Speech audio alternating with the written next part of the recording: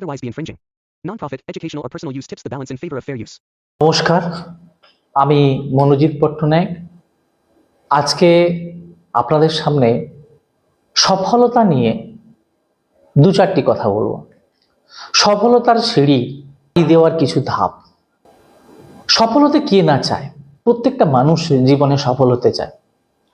সফলতা একটি লক্ষ্য নয়, বরং একটি যাত্রা।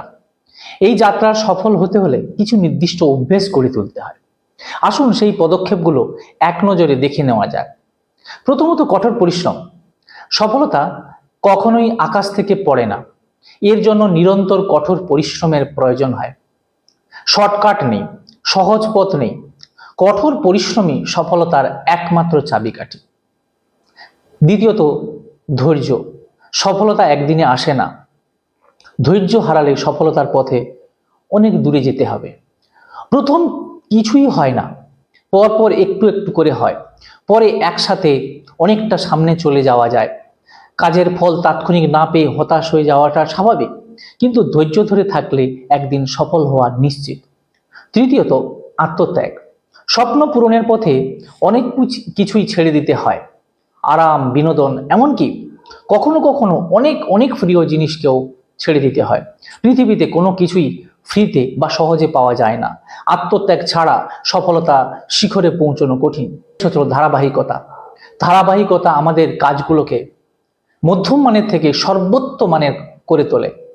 একবারের চেষ্টায় সফল হওয়া সম্ভব নয়, ধারাবাহিকভাবে চেষ্টা চালিয়ে যেতে হবে।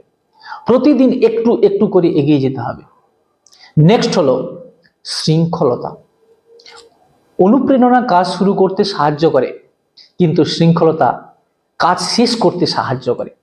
পারিপার্শ্বিক পরিস্থিতি আপনাকে হতাশ করবে, তবে সেই সময়েও আপনাকে চলতে সাহায্য করবে আপনার শৃঙ্খলতা। আপনার সেরা অভ্যেসগুলো, শৃঙ্খলাবদ্ধ জীবনযাপন সফলতার অন্যতম পূর্ব শর্ত। নেক্সট হলো আত্মবিশ্বাস। ব্যর্থতা স্বাভাবিক, কিন্তু ব্যর্থতার পরেও ঘুরে দাঁড়ানোর সাহসই হলো আত্মবিশ্বাস। ধ্বংসস্তূপ থেকে ঘুরে দাঁড়ানোর যে সাহস, সেটাই হলো আত্মবিশ্বাস। সফলতার জন্য প্রত্যেকে আমরা যদি এইগুলি মেনে চলি, আমরা অবশ্যই জীবনে সফল হব। যদি ভিডিওটি ভালো লেগে থাকে, শেয়ার এবং লাইক এবং কমেন্ট করবেন। ধন্যবাদ।